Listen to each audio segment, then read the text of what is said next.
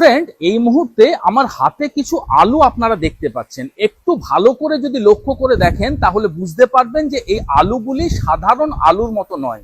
এই আলুগুলির কালার হচ্ছে গ্রিন কালারের বা সবুজ রঙের। এখন প্রশ্ন হলো যে এই গ্রিন কালারের আলু হওয়ার কারণটা কি?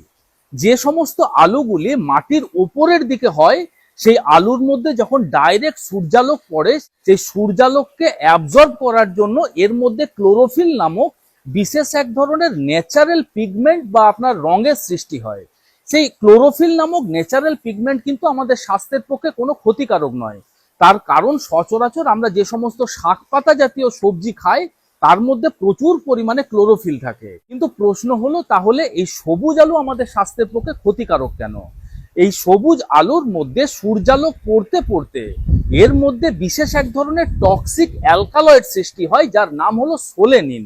আপনি যদি এই সোলেনিন বেশি মাত্রাতে খেয়ে ফেলেন তাহলে সেটি আপনার হজমের সমস্যা হতে পারে, সেটি আপনার নার্ভের সমস্যা সৃষ্টি করতে পারে এবং বিজ্ঞান বলছে যে এই সোলেনিন থাকা আলু যদি একসাথে 400 গ্রাম আপনি খেয়ে ফেলেন তাহলে আপনার মৃত্যু পর্যন্ত হতে পারে।